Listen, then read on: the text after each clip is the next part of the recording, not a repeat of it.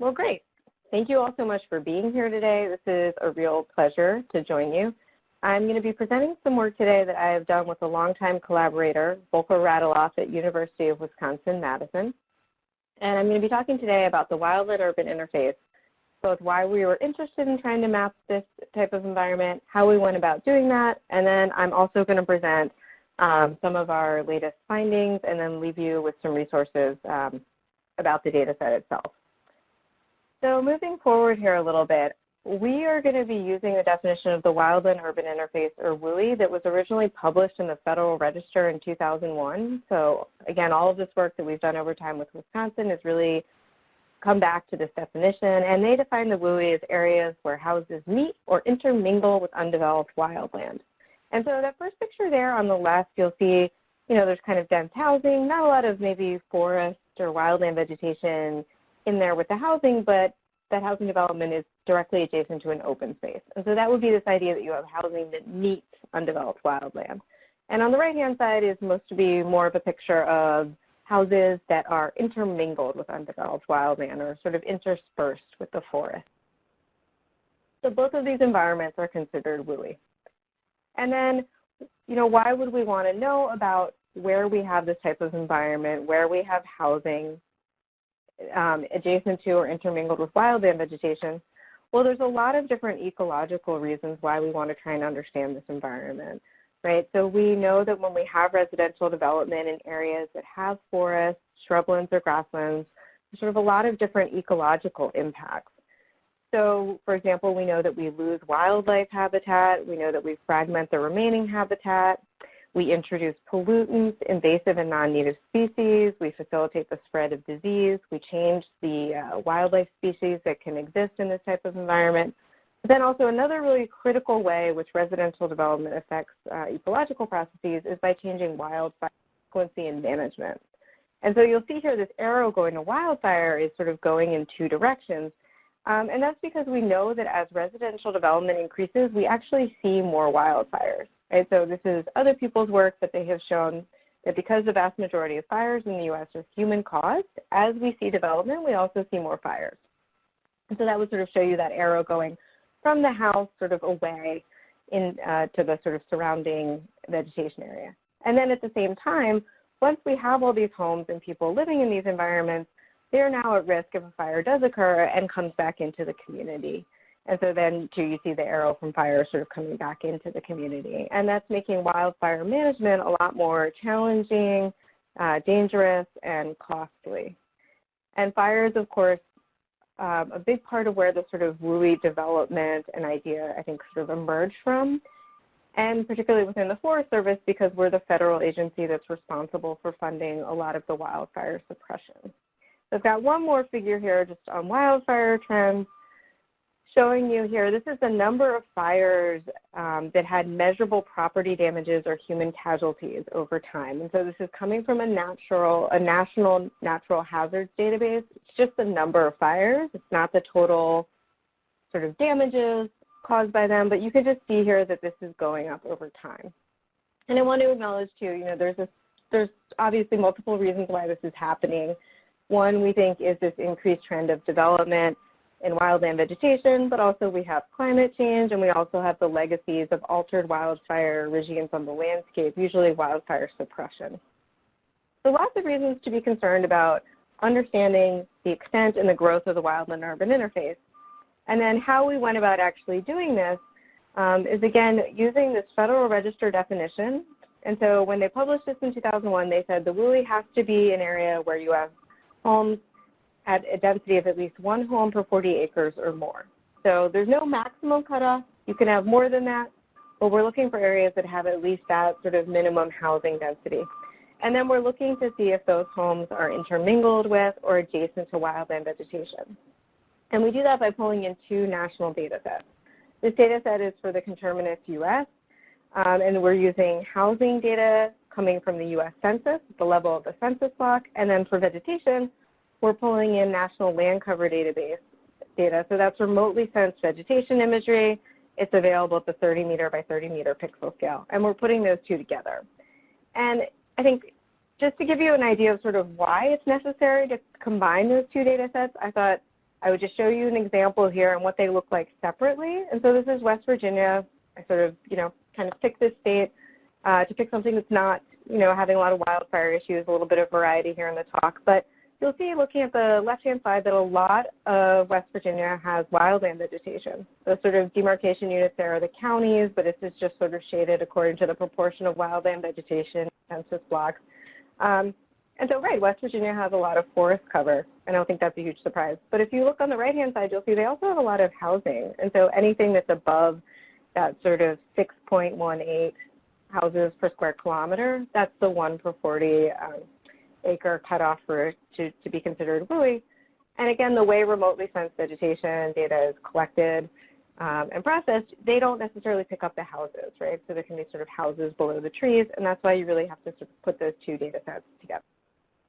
And so when we do that, we have to look to see whether we are running into areas where we have homes that are intermingled with wildland vegetation or where they're adjacent to. And remember, again, these definitions are coming from the Federal Register. And so this is trying to give you an idea, this is just trying to provide some insight into how we've operationalized these definitions. So the first category here is this idea that we have homes intermingled with intermingled with wildland vegetation. And so to map this, we look for areas where we have, again, at least one home for every 40 acres.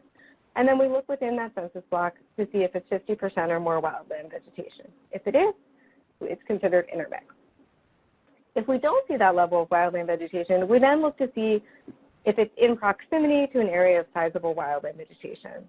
And again, from the Federal Register, they define that as within 1.5 miles. That's something that was originally supposed to represent sort of firebrands traveling. And so that's another sort of area where people sometimes like to sort of, think about the definition or how that could be different. But again, that's what it says in the Federal Register. So sticking with that. And then we look for a substantial area of wildland vegetation, so 75% or more and 500 hectares or more. And this is to try and avoid sort of picking up areas that are close to, say, like a very small park. So we put these two things together, and then we've got a map of the WUI. And then, of course, because we wanted to try and look at this environment over time, we did that not one time, but 3 times. So we have data from 1990, 2000, and 2010, and this figure is just trying to show you that we basically pulled in data from each one of those time periods and put it into 2010 census block geographies. And now we can look at WUI location, extent, and change over time. And if anyone's ever interested in following up on the data or the methods, I'm always happy to do that. This is actually a fair amount of work because, of course, the geographies for the census block change with every decennial census.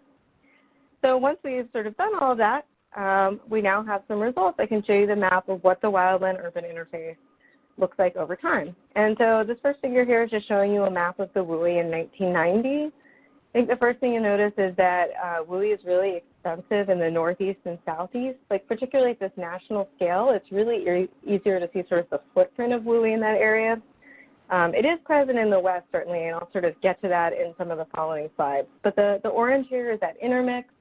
Again, that's homes that are intermingled with wildland vegetation, tends to have a bigger footprint, it's a bit easier to see. The yellow is there too. That's where we have at interface houses directly adjacent to wildland vegetation.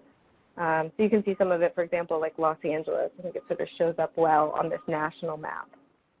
And so then going forward from 1990 to 2000, and then again to 2010, you see it's expanded over time. And I know it's not necessarily always the easiest thing to see at this national map. So sort of going back to 1990, if you sort of pick an area to look at, like Denver, LA, or maybe even like the Appalachians, you can really see it increase over time. So as of 2010, the WUI makes up about 10% of the footprint of the conterminous U.S., but holds about 1/3 of all of the homes. And so then that's another way that it's important to try and consider or present these data, is to try and think about the changes in area versus housing. And so this map is showing you just for 2010 at the county level what proportion of each county's area falls in the WUI on the right-hand side, and then what proportion of each county's housing falls in the WUI on the left-hand side. And you can see that on the right-hand side, right, again, WUI area is really extensive in the northeast and the southeast, makes up a lot of each county's individual area. But when you look at the map of housing, you can see here that this sort of distribution of WUI housing is much more widely they're shared across the U.S. A lot of areas in the West, you know, their overall footprint of sort of housing may be relatively small, but where they do have homes, they're really falling into this WUI condition. And a lot of WUI homes in the upper Midwest, the Northeast, the Southeast as well. So again, that's what things look like sort of as of 2010, the most recent time period for which we have data. But we also wanted to go back and show you another slide to try and look at how the WUIs expanded over time. And so this map is just showing you the change we've seen from 1998 through to 2010. So if it's red, this is the area that was recruited into the WUI. So meaning it wasn't WUI in 1990, and at some point in 2000 or by 2010, it was added to this WUI data set. And then the beige color is persistent, meaning that it was WUI in 1990 and it stayed WUI through to 2010. And so again, you can see, I think here, sort of the way that the WUI has grown and expanded in the Intermountain West and in the West Coast, but also in the Northeast and the Southeast. There are also a couple areas where you can see that the WUI has dropped out. That's that blue color. That actually happened a lot less than we were expecting to see.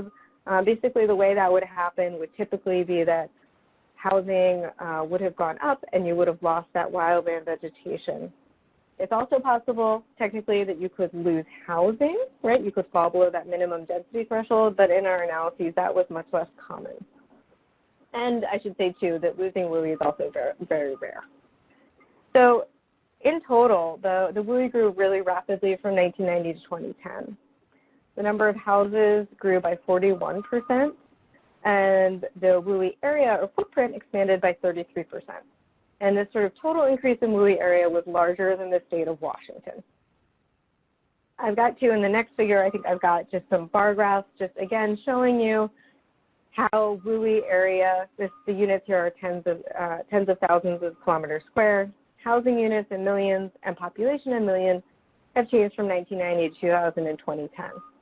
And so again, you can see they're going up. I think, you know, one of the things we were interested in when we first did this work was that we knew we'd had a recession in 2008 and a housing downturn, and indeed the rates of growth here are a little bit slower, but you can see really the growth is increasing.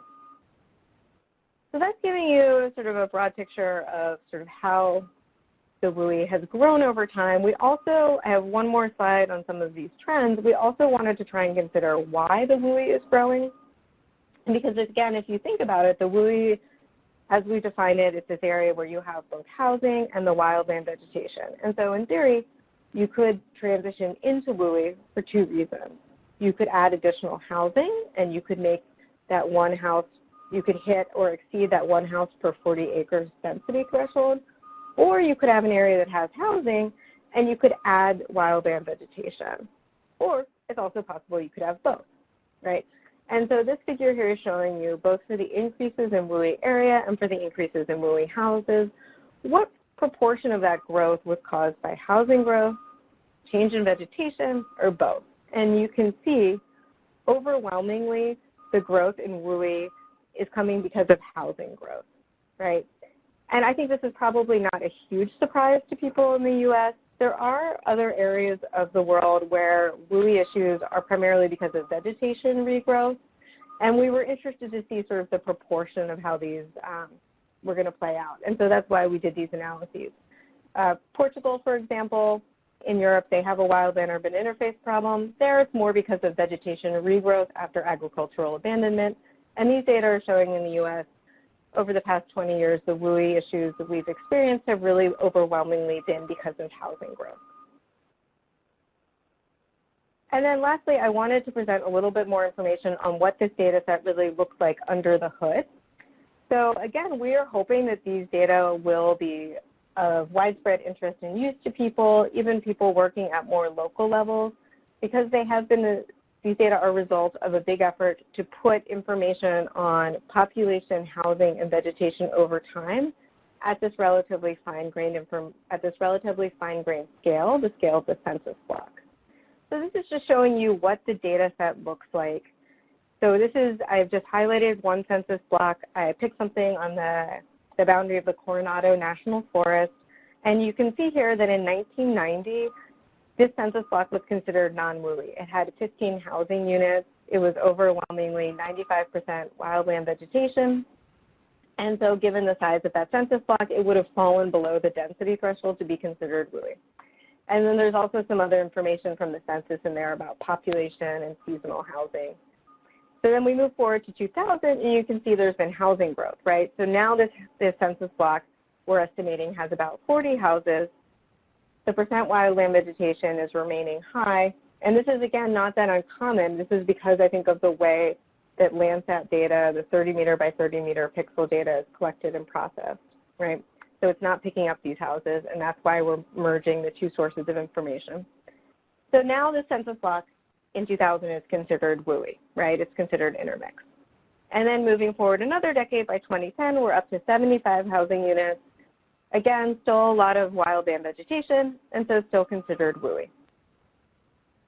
So again, these data are available. I think the sort of in 2 slides I've got a link where you can download them or look at them online. But again, we're hoping that these will be of interest for people working at the local level as well.